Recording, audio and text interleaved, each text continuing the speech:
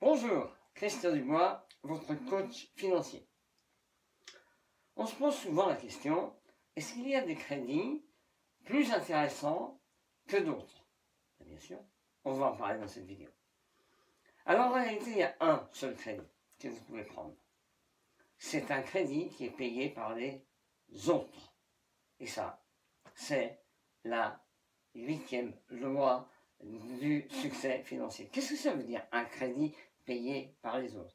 Eh bien, c'est un crédit qui va être payé en partie par le locataire et en partie par l'État, si on profite des avantages fiscaux qui sont aujourd'hui en vigueur dans certains pays, par exemple la France. Alors, vous l'aurez compris, le seul crédit que vous pouvez prendre, c'est un crédit pour faire un investissement immobilier. Donc, en crédit, il y a deux possibilités. Il y a ce qu'on appelle le crédit amortissable et le crédit in fine. Je vais vous illustrer par deux schémas rapidement la différence. Alors, un prêt amortissable, ça ressemble à ceci. Donc, vous avez l'assurance décès invalidité, le capital et les intérêts. Et vous payez des mensualités comme ceci. C'est-à-dire qu'au début, vous allez payer beaucoup d'intérêts et peu de capital. Et le capital, qui est ici, s'amortit dans le temps. C'est pour ça que ça s'appelle un prêt amortissable, parce qu'on l'amortit dans le temps. Et la deuxième possibilité, c'est ce qu'on appelle un prêt in fine. Donc comment ça fonctionne? Eh bien, ça ressemble à ceci.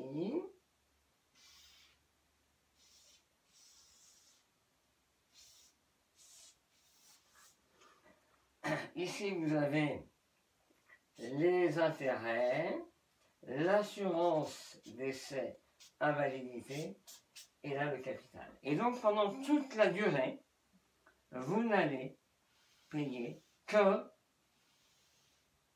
des intérêts et de l'assurance décès invalidité.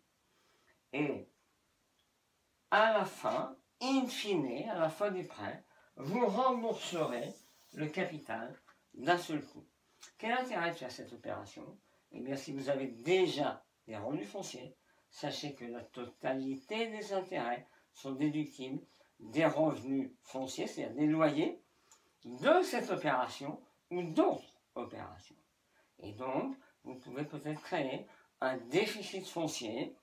Je vous expliquerai en détail sur une autre vidéo les avantages du déficit foncier.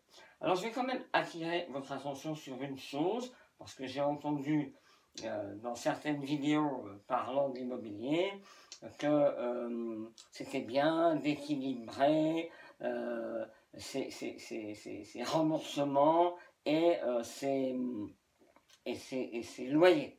Oui, bien sûr que c'est bien. Simplement que c'est bien sur le papier. Mais en réalité, ça vous coûte de l'argent. Comment ça coûte de l'argent? Ce que les gens préconisent, c'est que vous ayez en recette l'équivalent de vos charges déductibles. Là, on parle de fiscalité. Hein. Les recettes, qu'est-ce que c'est? Ce sont les loyers sur lesquels normalement vous devez payer de l'impôt. Et donc, une grande partie des gens vous dit il faut que vos remboursements, votre mensualité, soient équivalentes, voire inférieures au loyer encaissé. Ok? D'accord, c'est bien. Alors, imaginons qu'elles soient identiques. Vous avez, allez, on va dire 600 € de loyer et 600 € de crédit. Mais qu'est-ce qui est déductible des loyers? La totalité de la mensualité? Bien sûr que non, sauf si vous l'avez fait en in fine. Mais si vous l'avez fait, comme la majorité des gens, avec un prêt amortissable, eh bien, comme je viens de vous le montrer, dans une mensualité d'un prêt amortissable, il y a une partie intérêt, une partie de capital. Le capital, lui, n'est pas déductible des loyers, donc vous allez avoir uniquement les intérêts, qui vont aller en diminuant et qui sont déductibles. Donc on se rend compte que dès la première année déjà, on est en revenu foncier. Et donc on va payer un impôt sur les revenus fonciers. Eh bien, bah oui, mais on a encaissé de l'argent. Oui, mais vous n'en avez pas vu la couleur, puisque vous allez rentrer 600 € sur votre banque, et vous avez sorti 600 € sur votre banque. Ça veut dire que la balance financière, elle est de zéro. Par contre, l'État, lui, il ne va pas vous oublier. Il va vous dire, monsieur, vous avez des revenus fonciers. Donc imaginons que les intérêts représentent la moitié de la mensualité. Vous avez donc 300 € d'intérêt déductibles sur 600. Il nous reste donc 300 € par mois de revenus fonciers, multiplié par 12 mois, 3600 € de revenus supplémentaires que vous allez rajouter à votre imposition. Si vous êtes dans une imposition à 30%, plus la CSG, CRDS 45%, eh bien on va être à environ 1500 € d'impôts supplémentaires que vous allez verser sur de l'argent dont vous n'avez pas vu la couleur. Voilà.